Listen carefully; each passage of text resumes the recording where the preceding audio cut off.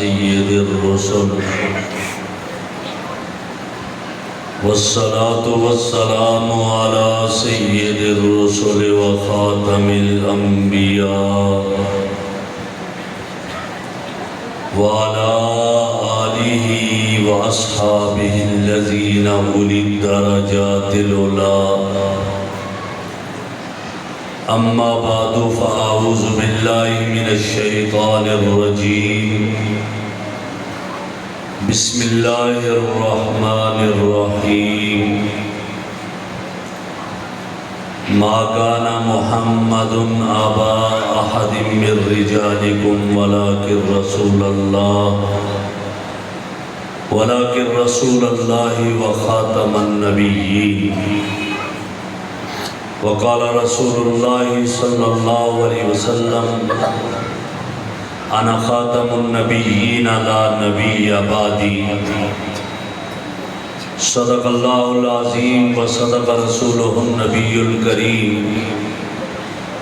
ونحن على ذلك لمن الشاہدین والشاکرین والحمد للہ رب العالمین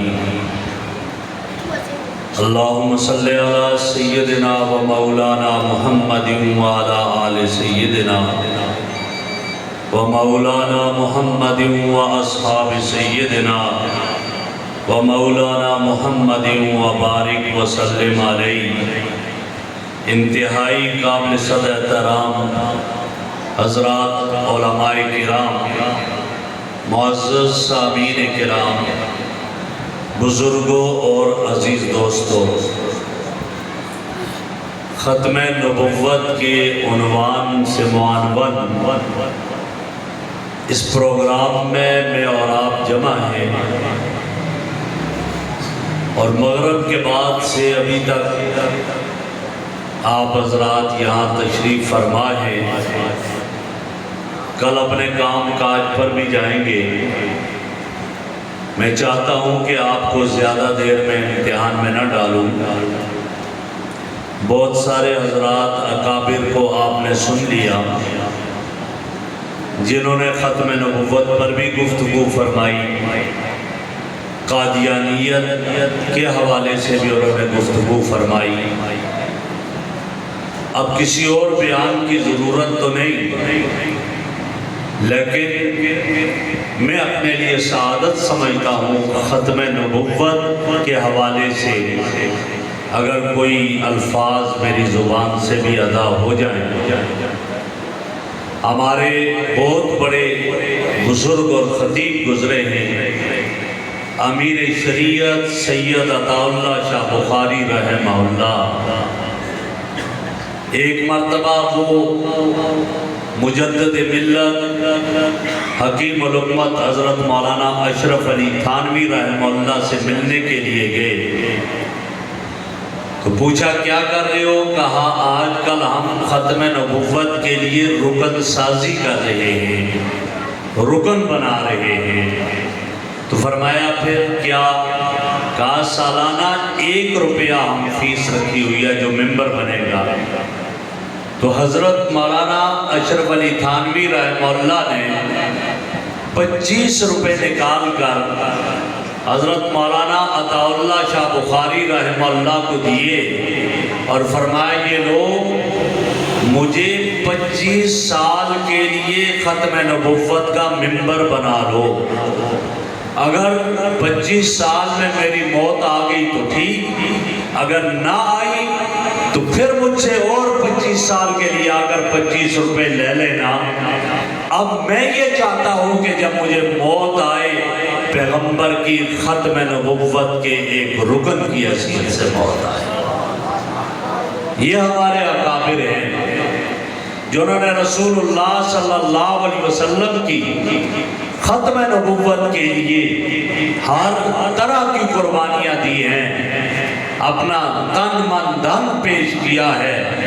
اور ختم نبوت کا میں ایک مطلب پڑھ رہا تھا جو ہمارے بہت بڑے عالم گزرے، اور وہ ہیں حضرت مولانا قاری محمد طیب صاحب دارالعلوم دیوبند کے معتمد گزرے ہیں، وہ جنہیں حکیم الاسلام کے لقب سے یاد کیا جاتا ہے۔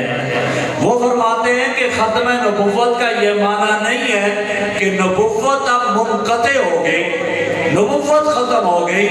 کہا یہ ختم نبوت کا معنی نہیں ہے، فرمایا ختم نبوت کا معنی ہے نبوت کی تکمیل ہو گئی، اب اس کے بعد کوئی اور نبی پیدا نہیں ہوگا، تکمیل نبوت ہو گئی۔ اور حضرت اس پر مثال دے کر فرمانے لگے، فرمایا رات کا وقت ہے، ستارے نکلے، آسمان کے دامن میں جلوہ افروز ہو گئے، چمکتے ہیں، ہر ستارے کی اپنی چمک ہے۔ اس رات میں چاند بھی افق پہ نکل آیا، چاند کی بھی روشنی، ستاروں کی بھی روشنی، لیکن جب صبح سورج نکلتا ہے، جب سورج نکلا، سورج کی روشنی سب پہ غالب آ گئی، اب چاند کی روشنی مدھم پڑ گئی، ستاروں کی روشنی مدھم پڑ گئی، سورج کی روشنی سب پہ غالب آئی۔ حضرت فرماتے ہیں حکیم الاسلام مولانا قاری طیب نفر اللہ مرقدہ کہ گویا اب یہاں اگر سورج کہتا ہے انا خاتم النور تو اس کا یہ مطلب نہیں نور ختم ہو گیا، معنی یہ ہے وہ نورانیت جو چاند اور ستارے لے کر آئے تھے، آج وہ نورانیت مجھ میں مدغم ہو کر اب وہ کامل کو پہنچ گئی۔ انا خاتم النور کا معنی یہ ہے کہ میں نور کو مکمل کرنے والا ہوں، روشنی کو مکمل کرنے والا ہوں، اب روشنی کی آ کر مجھ پہ انتہا ہو گئی ہے۔ یہ کہہ کر حضرت قاری طیب فرماتے ہیں میرے نبی نے جو فرمایا انا خاتم النبیین، یہ مطلب نہیں نبوت مجھ پہ ختم ہے، یہ مطلب ہے آدم سے لے کر عیسیٰ تک جتنے نبی آئے ہیں جو شریعتیں لے کر آئے، اب وہ ساری میری نبوت میں مدغم ہو گئی ہیں اور اب یہ نور سب پہ پھیل چکا ہے۔ خاتم النبیین، وہ نبوت کا نور جو چمکا، وہ ایسا چمکا کہ کہنے والوں نے کیا کہا، یہ امامہ کی سجاوٹ، یہ جبین روشن، یہ قبائے عربی، یہ نیچا دامن، مردہ بھی دیکھے کرچاک گریبانے کفن، اللہ اللہ زبان پہ یہ سخن، یہ تو میرے آقا کی شان، وہ تو نور کا منبع، روشنیوں کا محور، حسن و جمال کا پیکر، اور اس کے ساتھ مقابلہ کرواتے ہیں مرزا غلام احمد قادیانی کا جو تو بہنگا تھا، کانا تھا، اور خطیب پاکستان مولانا ضیاء القاسمی فرمایا کرتے تھے اگر ایک گاڑی کی ایک لائٹ فیوز ہو جائے، ختم ہو جائے، سارجنٹ روڈ پر ہو، یہ ڈرائیور اس گاڑی کو چلا کر جا رہا ہو، سارجنٹ موٹر وے پہ روک دے گا، خبردار رک جاؤ، اس شاہراہ پہ، اس موٹر وے پہ ایسی گاڑی کی چلنے کی اجازت نہیں ہے جس کی ایک لائٹ فیوز ہو گئی ہے۔ فرمایا جب پاکستان کی شاہراہ پہ ایک لائٹ فیوز ہونے والی گاڑی کو چلنے کی اجازت نہیں ہے تو بتائیے پھر شاہراہ نبوت پہ کس طرح کانا اور بہنگا چل سکتا ہے؟ وہ نبوت کی شاہراہ پہ کیسے چل سکے گا؟ جو کانا اور بہنگا ہے وہ کبھی نہیں چل سکتا، اس کا تو عقل ہی معاف ہو گیا۔ نبی، میرے نبی تو نبیوں میں بھی سب سے اعلیٰ، جمیلوں میں اجمل، شریفوں میں اشرف، حسینوں میں احسن ہے۔ نبی ہوتا ہی خوبصورت ہے، نبی ہوتا ہی حسن و جمال کا پیکر ہے۔ اگر نبی میں کوئی عیب آ جائے تو پھر اللہ رب العزت عیبدار کو اپنا نبی نہیں بنایا کرتا ہے۔ میں نے عرض کیا نبی کی عقل کامل، نبی کا علم کامل، اور نبی کا حسن کامل، نبی کا کمال کامل، نبی کا جمال کامل ہے۔ تو جو ہو ہی ناقص اور وہ نبوت کا دعویٰ کرے وہ تو پاگل ہے، اس کی عقل معاف ہو گئی۔ یہی تو مرزا غلام احمد قادیانی، اس کے بارے میں آتا ہے کہ دایاں جوتا بائیں پاؤں میں اور بایاں جوتا دائیں پاؤں میں پہن لیتا تھا، یہ اس کی عقل کا حال تھا۔ نیچے والا بٹن اوپر والے کاج میں ڈال دیتا تھا، اور اس کے بارے میں لکھا، اس کی اپنی کتابوں میں لکھا ہے کہ مٹی کا ڈھیلا بھی ہوتا تھا جیب میں اور گڑ بھی ہوتا تھا، گڑ سے استنجا کر لیتا تھا اور مٹی کے ڈھیلے کو چاٹتا رہتا تھا۔ اب ایسا فاتر العقل کبھی نبی نہیں ہو سکتا ہے۔ میں نے کہا نبی تو حسینوں میں احسن ہوتا ہے، نبی تو جمیلوں میں اجمل ہوتا ہے، وہ تو میرے رب کا انتخاب ہے، میرے رب کا انتخاب ہے۔ جبھی تو میرے آقا نے فرمایا ان اللہ اختارنی واختارنی اصحابی، اللہ نے پوری کائنات میں نظر دوڑائی تو مجھے چنا، میں انتخاب کیا اور پھر میرے لیے میرے صحابہ کا انتخاب کیا۔ نبی تو اللہ کا چنا ہوا ہے، نبی تو شان والا عظمتوں والا ہوا کرتا ہے، نبی کا کون مقابلہ کر سکتا ہے؟ نبی تو گناہوں سے مبرہ اور منزہ۔ جبھی کیا کہا؟ حسان بن ثابت رضی اللہ تعالیٰ عنہ فرماتے ہیں وَأَحْسَنَ مِنْكَ لَمْ تَرَ قَطُّ عَيْنِي وَأَجْمَلَ مِنْكَ لَمْ تَلِدِ النِّسَاءُ۔ آقا آپ جیسا حسن و جمال کا پیکر آج تک میری آنکھ نے نہیں دیکھا ہے، اور آپ جیسا حسین و جمیل آج تک کسی ماں نے نہیں جنا۔ وہ مائیں پانچ ہوگی کہ جو اب ایسا جنے، اور کیسے؟ سر سے لے کر پاؤں تک تنویر ہی تنویر ہے۔ آپ کا تو یہ حال تھا کہ آپ تو حسن و جمال کے پیکر تھے۔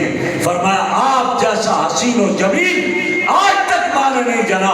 ام المومنین طیبہ طاہرہ حضرت عائشہ صدیقہ رضی اللہ عنہ فرماتی ہے لنا شمس وللآفاق شمس، ہمارے لیے بھی ایک سورج ہے، ایک آسمانوں کا سورج ہے۔ وہ شمسی خیر من شمس السماء، میرا سورج تو آسمان کے سورج سے بہتر ہے۔ فإن الشمس تطلع بعد فجر، آسمان کا سورج تو فجر کے بعد طلوع ہوتا ہے، اور کوئی کمال نہیں فجر کے بعد طلوع ہونا، فجر کے بعد ہوتا ہے طلوع ہونا پڑے گا، لیکن وہ شمسی تطلع بعد العشاء، میرا سورج تو اس وقت طلوع ہوتا ہے جب ہر طرف اندھیرے ہوتے ہیں، یہ روشنی بکھیرتا ہے، وہ عشاء کے بعد کا وقت ہوتا ہے جب گھٹا ٹوپ اندھیرے ہوں، جب شرک و بدعت کے اندھیرے ہوں، جب ہر طرف جو ہے ظلم و بربریت کے اندھیرے ہوں، پھر وہاں پر نور نبوت کی جھلک آیا کرتی ہے۔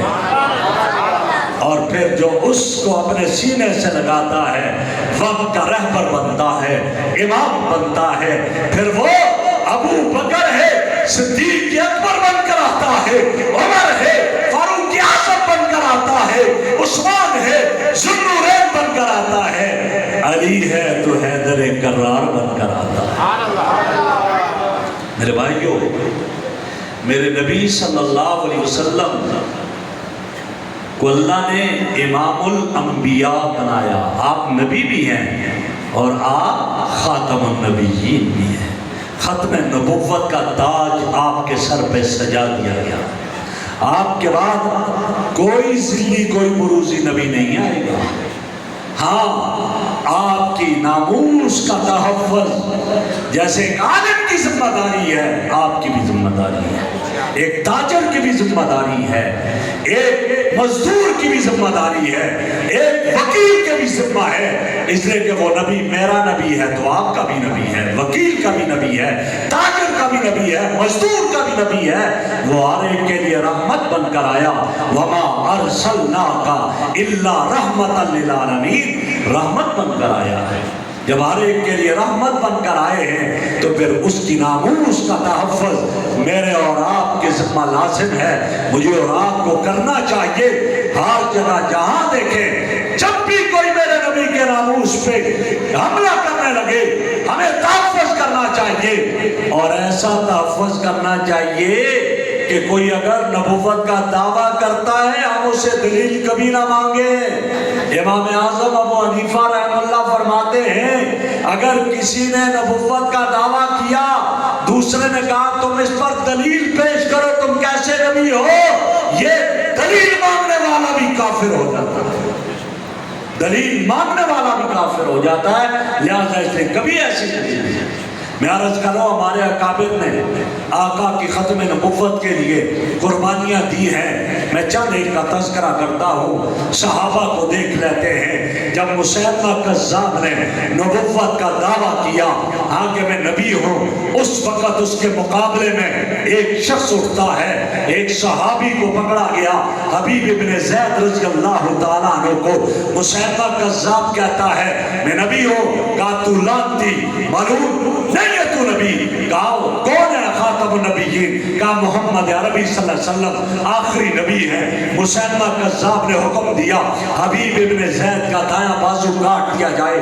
حبیب ابن زید کا دایاں بازو کٹا، ماں کی طرف بھیجا، ماں نے بیٹے کا کٹا ہوا بازو دیکھا، ماں رونے لگی، ہاتھ اٹھائے، دعا کی، دوبارہ کہا بتا مجھے مانتا ہے؟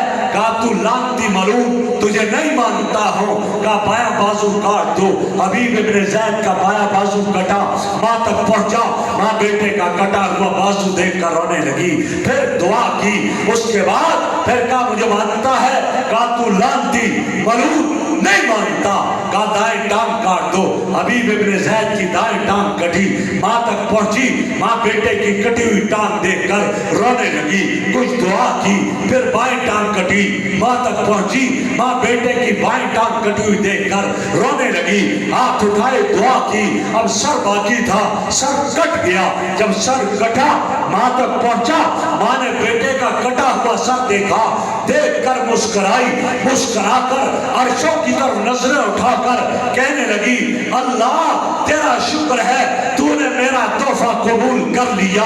یہ کہہ کر اپنے بیٹے کے کٹے ہوئے سر کو دیکھ کر کہنے لگی واہ میرے بیٹے، مبارک ہو تجھے، تجھے تو میں نے پالا ہی آج کے دن کے لیے تھا۔ جب یہ ماں نے کہا، سب حیران دیکھ کر پوچھنے لگے، دایاں بازو کٹا رو رہی تھی، بایاں کٹا رو رہی تھی، دعا کر رہی تھی، دائیں ٹانگ بائیں ٹانگ کٹی رو رہی تھی، جب سر کٹا مسکرا کیوں رہی تھی؟ ماں کا جواب کیا تھا؟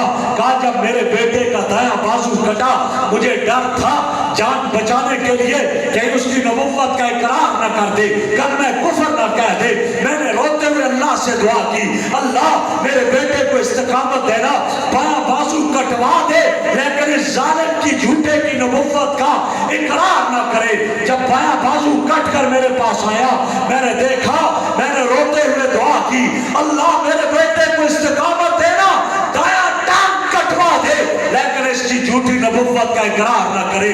جب دائیں ٹانگ کٹی میرے پاس پہنچی، مجھے ڈر تھا کہ بائیں ٹانگ کٹنے سے پہلے اس کی نبوت کا اقرار نہ کر دے، میں نے دعا کی اللہ میرے بیٹے کو استقامت دینا، بائیں ٹانگ کٹوا دے، اس کی نبوت کا اقرار نہ کرے۔ جب بائیں ٹانگ کٹ گئی مجھے ڈر تھا کہ سر کٹنے سے پہلے اس کی نبوت کا اقرار کر دے، میں نے دعا کی اللہ میرے بیٹے کو استقامت دینا، سر کٹوا دے، اس کی نبوت کا اقرار نہ کرے۔ اب جب میرے بیٹے کا کٹا ہوا سر آیا مجھے یقین ہو گیا میرے بیٹے نے میرے نبی کی ختم نبوت پہ جان دے دی۔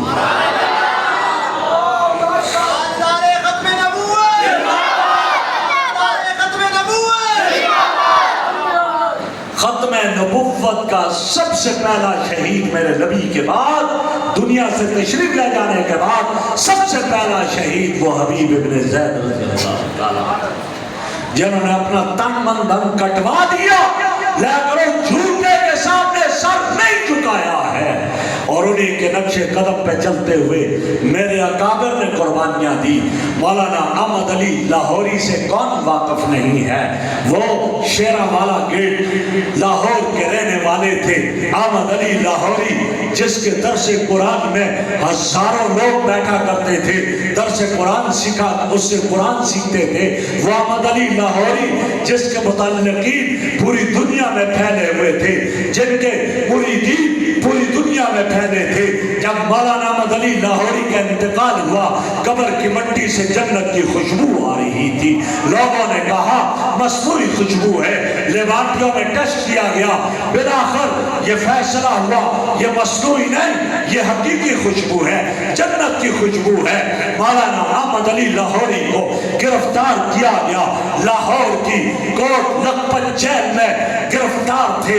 आज जेल के सुप्रीडेंट ने अहमद अली लाहौरी को लेटाया। दाएं तरफ भी बर्फ की सिल है, बाएं तरफ भी बर्फ की सिल है। बर्फ की सिलों में लेटा करके अहमद अली लाहौरी से सवाल करता है जेल का सुप्रीडेंट, अहमद अली अब भी कहेगा कादियानी काफिर है? मेरे अहमद अली लाहौरी का जवाब क्या था? और मुझे बर्फ की सिलों में लेटा करके मेरे जिस्म को ठंडा कर सकते हो, लेकिन सुनो, मेरे ईमान को ठंडा नहीं कर सकते। मैं कल भी कहता था कादियानी काफिर है, आज भी बर्फ की सिलों में लेट कर कहता हूँ कादियानी काफिर है, और कल भी कहता रहूंगा।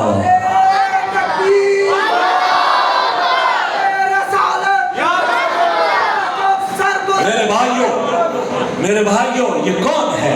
अमीर शरीयत सैयद अताउल्लाह शाह बुखारी रहमहुल्लाह।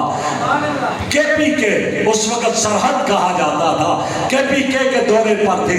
10 दिनों के बाद जब रात के 2:30 बजे अपने घर पहुंचते हैं, दरवाजे पे दस्तक देते हैं, कमर झुकी हुई है, दस्तक दी, उनकी बेटी आई, आकर दरवाजा खोला, कहा 2:30 बजे रात के क्या कर रहे थे, अभी तक अब आए हो? कहा बेटा मैं अब चाहता हूँ, जाना तो वैसे भी दुनिया से है, लेकिन अब चाहता हूँ मैं जाते जाते पैगंबर की खत्म नबुव्वत के खाते में चला जाऊं। यह अमीर शरीयत अताउल्लाह शाह बुखारी है, जिन्हें गिरफ्तार किया गया।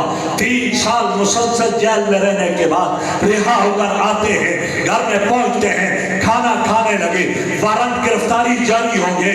आया पुलिस वाला, हथकड़ी लगाकर जाने लगा। जब जाने लगा, मुड़कर रफीका हयात को देखा, देख कर कहा रफीका हयात ये समझना बुखारी लंबे सफर पे चला गया, कि ये ना सोचे कि इस मौलवी से वास्ता पड़ा, कभी रेल में कभी जेल में। कहा ये कहना लंबे सफर पे चला गया, वो भी आखिर उस खत्म नबुव्वत के अजीम मुजाहिद की बीवी थी। कहा बुखारी जाओ, मजे से जाओ, बड़े शौक से जाओ, लेकिन एक बात याद रखना, मेरे नबी की खत्म नबुव्वत पे सौदाबाजी करके रिहा होकर घर नहीं आना। अगर पैगंबर की खत्म नबुव्वत के लिए सौदाबाजी की रिहा होकर आए, मैं अपने घर में नहीं आने दूंगी। और सब बुखारी, अगर पैगंबर की खत्म नबुव्वत के लिए तेरा जनाजा जेल से उठा और मैं अपने दुपट्टे का तुम्हें कफन पहनाऊंगी, फखर से कहूंगी बुखारी की बीवी हूं। वो बुखारी जिसने इतनी कुर्बानियां दी, उनके बारे में मौलाना अहमद अली लाहौरी के फर्जंद इमामुल हुदा हजरत मौलाना उबैदुल्लाह अनवर रहमहुल्लाह फरमाते हैं कि अताउल्लाह शाह बुखारी एक दिन कहने लगे, और कल क़यामत का दिन होगा, मैदान महशर होगा, मैं जाऊंगा मैदान में, जा रहा होगा हशर के मैदान में, मुझे आमना के लाल नजर आएंगे, मुझे अब्दुल्ला के दुर्र यतीम नजर आएंगे, मुझे आदम से ईसा तक के इमाम नजर आएंगे।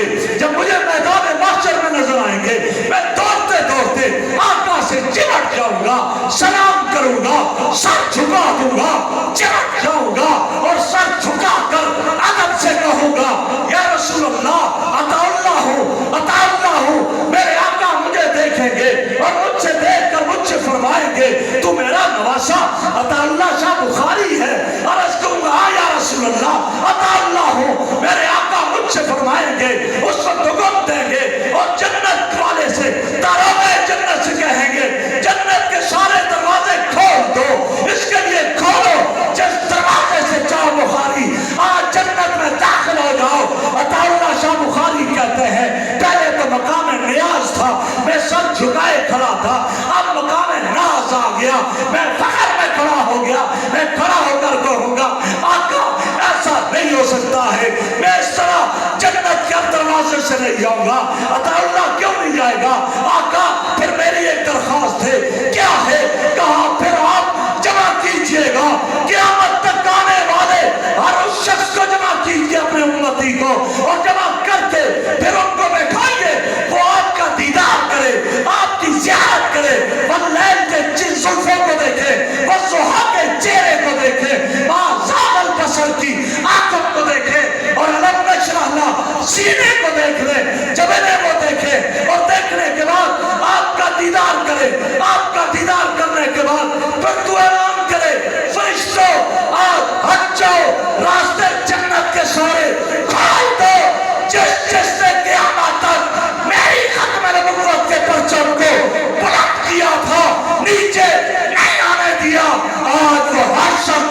हर दरवाजे से चला जाए। ये है अताउल्लाह शाह बुखारी, वस्मतों वाले, जिनकी जिंदगी खत्म नबुव्वत के लिए गुजरी। और मौलाना दरखास्ती अब्दुल्ला दरखास्ती रहमहुल्लाह फरमाया करते थे कि मैं जब हज पर गया, मैं वहाँ सोया था, मैंने ख्वाब में इमामुल अंबिया की ज़ियारत की और मेरे नबी ने फरमाया मन रानी फिल मनाम फ़क़त रानी, जिसने मुझे ख्वाब में देखा मैं मोहम्मद ही को देखा, इसलिए कि शैतान मेरी शक्ल सूरत नहीं इख्तियार कर सकता। फरमाते हैं मेरे आका ने मुझसे फरमाया ए दरखास्ती जब पाकिस्तान में जाओ मेरे नवासे अताउल्लाह शाह बुखारी को मेरा सलाम कहना और उससे कहना मैं तेरे काम से बड़ा खुश हूँ, मुतमईन हूँ, खुश हूँ। हज़रत मौलाना अब्दुल्ला दरखास्ती पाकिस्तान आते हैं, अमीर शरीयत के पास जाते हैं, अमीर शरीयत लेटे हुए थे चारपाई पर। अताउल्लाह शाह बुखारी ने जब ये सुनाया, अमीर शरीयत वजह में आकर कहते हैं दरखास्ती साहब आपने मुझे ये बात सुनाई, जरा बताओ तो सही मेरे नाना ने मेरा नाम लिया था कि नहीं लिया था। इस वजह में आकर ऊपर उठे और यहाँ तक के चारपाई से नीचे गिर जाते हैं। ये क्या है? ये मोहब्बत है, नामूस रिसालत से मोहब्बत है, ये खत्म नबुव्वत से मोहब्बत है। किस का तज़किरा मैं आपके सामने करूं? वो शख्स जिसे दुनिया जानती है बाबा गुलाम गौस हज़ारवी के नाम से, एक ही बेटा था, आखिरी वक्त है और दरवाजे पे एक शख्स आता है, आकर कहता है हज़ारवी साहब आज बालाकोट में एक कादियानी ने चैलेंज किया मुनाजरे का, अल्लाह दित्ता नामी कादियानी मुनाजरे का चैलेंज कर रहा है, आइए हमारे साथ चलिए। और हजरत मौलाना जब वो खड़े हुए गुलाम गौस हज़ारवी रहमहुल्लाह देखने लगे बेटा बीमार है, मौत के करीब है, उधर कादियानी मुनाजरे का चैलेंज करता है, बेटे को छोड़ा चले गए। जब दोराहे में पहुंचते हैं पैगाम मिलता है, आदमी जाता है, बेटे का इंतकाल हो गया। खड़े हुए थोड़ी देर, कहा जाओ मेरे बेटे को गुस्ल देकर कफन पहनाकर नमाज जनाजा पढ़ाकर दफन कर देना। मैं आज मोहम्मद अरबी की खत्म नबुव्वत पे किसी कुत्ते को भौंकने की इजाजत नहीं दे सकता हूँ। मैं हुजूर की खत्म नबुव्वत के मुनासरे के लिए जाऊंगा। बेटे की मैयत को छोड़कर मेरे महबूब की खत्म नबुव्वत का दिफा करने चलेगा। ये हमारे अकाबिर है जिन्होंने हुजूर के लिए जाने दी, और उन्हीं में एक शख्स इल्मुद्दीन शहीद भी है। इल्मुद्दीन शहीद जब राजपाल ने मेरे नबी की तौहीन की रंगीला रसूल नामी किताब लिखी और अताउल्लाह शाह बुखारी ने मोची दरवाजे पे खिताब करते हुए फरमाया वो देखो वो देखो। लोग मुड़कर देखने लगे, कहा उम्मुल मोमिनीन हफ्सा और खदीजा और आयशा वो तुम्हें पुकार कर कहती है कि हमारे दुपट्टों को तार तार किया गया है। एक टांगा चलाने वाला शख्स पूरी रात खंजर को तेज करता रहा, सुबह राजपाल की दुकान पे पहुंचता है, तूने मेरे नबी की तौहीन की है, तैयार हो जा। लेकर आया खंजर उसके सीने में पेवस्त कर दिया। पेवस्त करने के बाद वासिल जहन्नम करने के बाद जाकर थाने में कहा मैंने गुस्ताखे रसूल को वासिल जहन्नम कर दिया, गिरफ्तार कर दिया गया। केस चला, मुकदमा चला और इसका वकील कौन बना?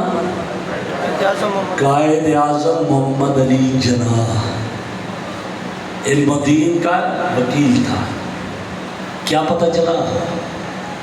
कायद आज़म का पाकिस्तान वो है जहां कादियानियों को प्रमोट न किया जाए। अगर कादियानियों को प्रमोट किया जाता है जिस मुल्क में वो कायद आज़म का मुल्क नहीं है, वो कायद आज़म का पाकिस्तान नहीं है, जहां गुस्ताखों को प्रोटोकॉल के साथ बैरून में भेजा जाता है, जाके उनकी बरी होने का फैसला करते हैं, कलम बिक जाते हैं, उन्हें बरी करके प्रोटोकॉल के साथ پاکستان کے لوگ نہیں ہیں، وہ اس پاکستان کے غدار ہیں۔ ہاں، قائد اعظم محمد علی جناب وکیل ہے، قائد اعظم نے کیا کہا علم و دین سے؟ آپ کو ہو میں نے مارا ہے، لیکن ایک بات کرو۔ پوچھا کیا؟ کہا جب جج کے سامنے جاؤ کو ہو جس وقت میں نے اس کو واصل جہنم کیا میں پاگل ہو گیا تھا، دیوانہ تھا، دیوانگی میں نے اس کو قتل کیا۔ کہا لے جاؤ نا۔ جب جج کے سامنے گیا علم الدین، جسٹس پوچھتا ہے علم الدین بولو، غازی علم الدین کہتا ہے مسٹر جسٹس پوری زندگی دیوانگی میں کٹی ہے، پوری زندگی پاگل پنے میں کٹی ہے، جس وقت میں نے گستاخ رسول کو واصل جہنم کیا وہی تو میرے ہوش کے لمحات تھے، وہ ہوش کے لمحات تھے، سزائے موت لگ دی۔ پوچھا علم الدین یہ کیا کیا؟ کہو آپ کیا سمجھتے ہیں؟ میں کھڑا تھا، میرے محبوب میرے استقبال میں کھڑے تھے، میرا آقا میرے استقبال میں کھڑا تھا۔ کہا وہی تو ہوش کے لمحات تھے۔ جب علم الدین کو سولی دی گئی، سولی پہ لٹکایا گیا، پھانسی دی گئی، تو اس وقت میرے بھائیوں علامہ اقبال جیسا شخص بھی کہنے لگا کہ آج ترکھانہ دا منڈا نمبر لے گیا، ان کا یہ ہم سے آگے بڑھ گیا، نمبر لے گیا۔ اور علم الدین کو اسی جیل کے قبرستان میں امانتاً دفن کر دیا گیا۔ 20 دن کے بعد حالات ٹھیک ہوئے، اس کی میت کو نکالا، جب نکال کر لے کر آئے دفن کرنے کے لیے، نماز جنازہ کون پڑھائے؟ علم الدین کا باپ علامہ اقبال سے کہتا ہے آپ نماز جنازہ پڑھاؤ۔ علامہ اقبال کہتا ہے وہ مجھ جیسا گناہگار اس کی نماز جنازہ کیسے پڑھا سکتا ہے؟ میں نہیں پڑھا سکتا۔ علم الدین کی نماز جنازہ پڑھی گئی، قبر تیار ہوئی۔ علامہ اقبال مصور پاکستان کہتا کیا ہے؟ رکو تھوڑی دیر، روک دیا۔ اقبال اس قبر میں خود اترتا ہے تھوڑی دیر کے لیے، قبر میں اترا، بعد میں باہر آیا، آ کر کہنے لگا اور نام اعمال میں کچھ نہیں تھا، کل قیامت کے دن میرا رب پوچھے گا بتا اقبال کیا لے کر آیا؟ کیا دوں گا؟ اللہ، اور تو کچھ نہیں تھا، تیرے نبی کی ناموس پہ کٹنے والے کی قبر میں چند لمحات گزار کر آیا۔ علامہ اقبال مصور پاکستان، پتہ چلا پاکستان کے ذرے ذرے میں ختم نبوت ہے، پاکستان کے چپے چپے میں، پاکستان کی ریت کے ذرے ذرے میں، پاکستان کی مٹی کے ذرے ذرے میں، پاکستان کی ہواؤں میں، خلاؤں میں، فضاؤں میں ختم نبوت کا وہ جذبہ ہے جو دنیا کی طاقت نہیں چھین سکتی ہے، نہیں چھین سکتی۔ اور جو ختم نبوت کے دشمنوں کو پروموٹ کریں گے، کل قیامت کا دن ہوگا، یہی زمین ان کے خلاف گواہ بن کر آئے گی، گواہ بن کر آئے گی۔ میرے بھائیوں، اس لیے میں عرض کر رہا ہوں ہمارے پاس تو رہ گیا کچھ بھی نہیں، یہی ایک چیز ہے کہ کل حضور صلی اللہ علیہ وسلم کی سفارش اور شفاعت کی امید ہے۔ نام اعمال تو خالی ہے نیکیوں سے، یہ امید رکھ کر بیٹھو کہ میں حضور کی ختم نبوت کے لیے سوچوں گا، کل میرے آقا میری سفارش کریں گے، میدان محشر میں پل صراط پہ میزان عدل کے پاس سفارش کریں گے، میرا بیڑا بھی پار ہو جائے گا۔ تو آئیے پھر آج سے یہ عزم کریں کہ انشاءاللہ ہم میں سے ہر شخص، چاہے وہ جوان ہے، چاہے وہ بوڑھا ہے، چاہے وہ بچہ ہے، ختم نبوت کا سپاہی بن کر رہے گا، رہیں گے نا انشاءاللہ۔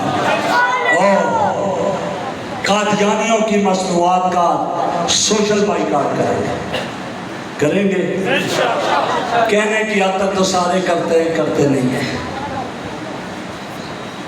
یہاں کہتا ہے جو سب سے زیادہ اونچا ہاتھ اٹھا کر کرے گا انشاءاللہ، اگر اس کا سٹور ہے، اگر اس کا سٹور ہے، جا کر دیکھو معاشی ذات بکری ہوگی اس کے سٹور میں۔ میں اسلام آباد گورم ٹاؤن میں ہوتا ہوں، ایک دن میں، حالانکہ میں 2 جمعے اس پر تقریریں کر چکا تھا، کیا تقریر کے قادیانیوں کی مصنوعات کا بائیکاٹ کرو، اس لیے کہ تم جب ان کی مصنوعات خریدتے ہو جو آمدن ہوتی ہے ان کا ایک محدود حصہ وہ قادیانیت کے پرچار میں لگاتے ہیں، تو کہتا ہے میں ختم نبوت کا جو ہے وہ سپاہی ہوں، لیکن تو قادیانیت کی مصنوعات کو خرید کر کے قادیانیت کو پرچار بھی کر رہا ہے۔ یہ کیا 2 جمعے میں نے بیان کیا ہوا تھا۔ ایک دن میں اسٹوروں پر گیا کوئی جوس لینے کے لیے، جس اسٹور پر گیا وہیں شیزان۔ پھر تیسرے جمعے پر میں نے کلاس دی، ذرا ٹیٹ سے میں نے کہا تمہیں غیرت آنی چاہیے، کل حضور صلی اللہ علیہ وسلم کے سامنے کون سا منہ لے کر جاؤ گے؟ کیا منہ لے کر جائے گا یہ جو قادیانیوں کی مصنوعات کو بیچتا ہے، خریدتا ہے، ان کو خرید کر پیسے دیتا ہے، پیسے دے کر انہیں خریدتا ہے؟ بتا کل قیامت کے دن میرے آقا صلی اللہ علیہ وسلم جب حوض کوثر پہ ہوں گے، یہ دوڑتا جائے گا، تھوکا جائے گا اس کے منہ پہ، دفع ہو جا تو جھوٹ بولتا ہے، تو نے پیسوں کی خاطر، دعوت کی خاطر تو نے میرے دشمنوں کے ساتھ دیا اور قادیانیت کو پروموٹ کیا، اور آج یہاں کس منہ سے آ رہا ہے، اس وقت کیا منہ دکھائے گا؟ اس لیے آؤ آج سے عزم کرو کہ ہم نے قادیانیوں کی مصنوعات کا بائیکاٹ کرنا ہے، اور اگر معلوم نہ ہو تو اپنے امام صاحب سے کہیں کہ وہ ختم نبوت والوں سے وہ چارٹ منگوا کر آپ کو دے کیا کیا مصنوعات ہیں۔ اب تو نئی اور نکالنے لگے، جن کو عام کر دیا اب انہوں نے کہا چلو اور نہیں نکالو جن کا بھی پتہ نہیں۔ میرے بھائیوں یہ سب قادیانیت کے پرچار کے لیے ہیں، تو اس لیے بائیکاٹ کریں گے نا پکے اپنے علاقے میں دیکھو جہاں قادیانی ہے وہ لوگوں کو ورغلا رہا ہے، اس کے بارے میں سوچو، اس کے خلاف درخواست جمع کرواؤ۔ آپ یہ دیکھو حضور صلی اللہ علیہ وسلم کے زمانے میں بھی، بعد میں مسلمہ کذاب، اسود انسی، فلاں کتنے فتنے اٹھے، انہوں نے نبوت کے دعوے کیے، مٹ کے ختم ہو گئے، لیکن یہ مرزا غلام احمد قادیانی 100 سال سے زیادہ عرصہ ہوا یہ فتنہ نہیں مٹا۔ کیوں؟ اس کے پیچھے مشنری ہے، اس کے پیچھے مشنری ہے، گورے کی مشنری ہے، اس لیے تو یہ نہیں مٹ رہا۔ وہ مسلمانوں کو تباہ کرنا چاہتے ہیں، اس لیے وہ اپنا سارا پیسہ ان پر لگاتے ہیں۔ جیسے مفتی صاحب نے کہا کہیں لڑکی کا لالچ دے کر، کہیں پیسے کا لالچ دے کر، کہیں ویزے کا لالچ دے کر آپ کو لے جاتے ہیں اور یہ ساری تباہی کرتے ہیں۔ لہٰذا اس لیے ان سے ہمیشہ آدمی کو باخبر رہنا چاہیے اور ان سے دور رہنے کی کوشش کرنی چاہیے۔ اور اسی حوالے سے انشاءاللہ یہاں 24 تاریخ کو 24 ستمبر بروز ہفتہ انشاءاللہ لیاقت باغ میں ختم نبوت کے عنوان پر ایک بہت بڑا پروگرام ہے، تاجدار ختم نبوت و استحکام پاکستان۔ میری اور آپ کی ذمہ داری ہے کہ میں اور آپ اکیلے نہیں، ہر شخص جو موجود ہے آپ میں سے ہر شخص اپنے ساتھ 5 آدمیوں کو لے کر جائے گا۔ ہاتھ اٹھاؤ، لے کر جاؤ گے؟ کوشش کرو گے؟ ہاں، ٹورنامنٹ پہ تو لے جاتے، گھروں سے نکال کے لے کر جاؤ جی چلے، کہ سیل لگی ہو، آٹا بک رہا ہو سستا تو وہاں تو گھروں سے بھی نکال کر لے جاتے ہیں سب کو۔ کیا حضور کی ختم نبوت کا مسئلہ آٹے سے بھی سستا ہے؟ نہیں، آٹے کے لیے تو جاؤ، ٹورنامنٹ کے لیے میرا نوجوان جائے تو کیا حضور کی ختم نبوت کے لیے نہیں جائے گا؟ آپ کے یہاں سے وہاں قدم لگیں گے، پیٹرول جو خرچ ہوگا کل قیامت کے دن یہی نجات کا ذریعہ بنے گا۔ کریں گے نا کوشش انشاءاللہ؟ آج کے بعد 24 تاریخ تک آپ میں سے ہر شخص گھر پر دستک دے، اپنے دوستوں کو ٹیلی فون کرے، اپنے دوستوں سے رابطہ کرے، بھئی سارے کام آگے پیچھے کرو، لیکن جانا کہاں ہے؟ کہاں جانا ہے؟ لیاقت باغ۔ کب جانا ہے؟ 24 ستمبر بروز ہفتہ۔ لہٰذا یہ آپ میں سے ہر ایک شخص اس کی دعوت دے تو انشاءاللہ اللہ کامیابی سے امکنار فرمائیں گے۔ اللہ رب العزت جو میں نے عرض کیا مجھے بھی اور آپ کو بھی عمل کی توفیق عطا فرمائے۔ وآخر دعوانا الحمدللہ۔